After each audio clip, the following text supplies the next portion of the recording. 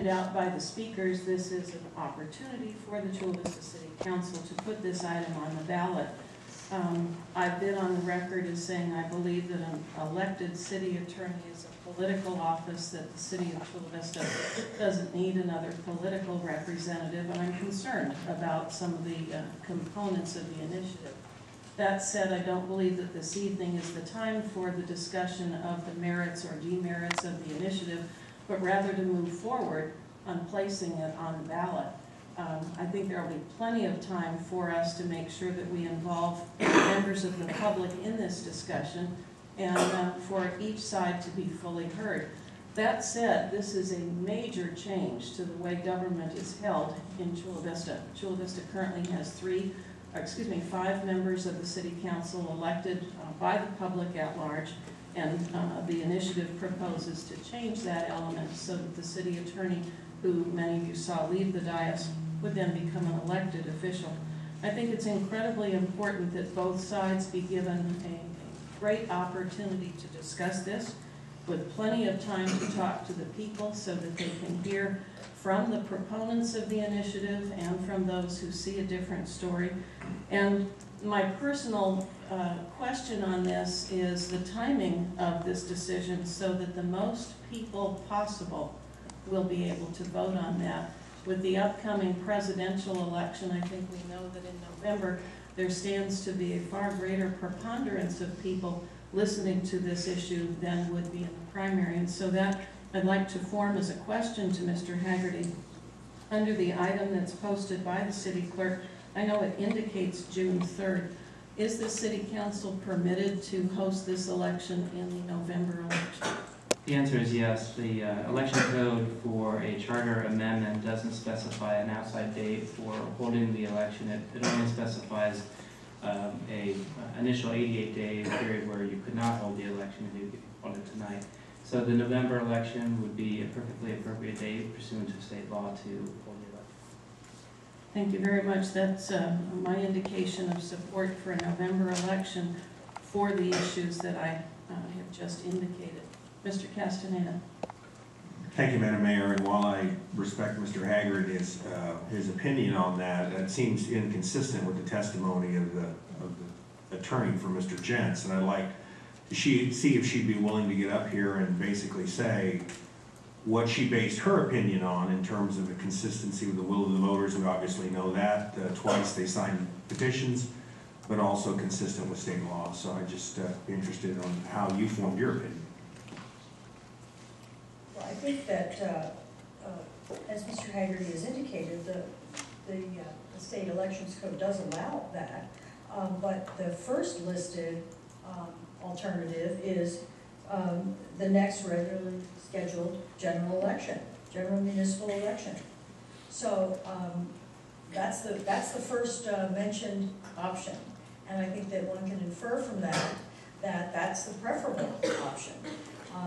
You know, I think that if you look at the theory that's behind the initiative and referendum process, the whole purpose is to allow the will of the people to be heard, and for people to be able to, for the electorate to be able to speak directly and have their voice heard by putting measures on the ballot and have them heard quickly. This is a municipal measure we're talking about. We're talking about amending the municipal charter.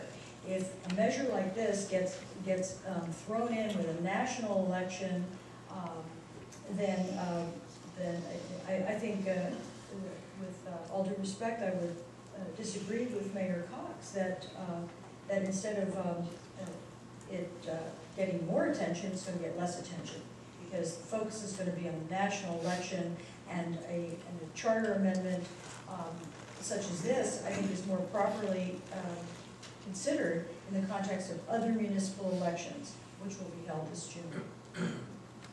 Thank you, Ms. Heidelberg. Just to clarify my comments, I indicated that the most number of people be able to, or certainly anybody can vote on both of these elections, but the turnout tends to be higher with greater attention to that particular timing.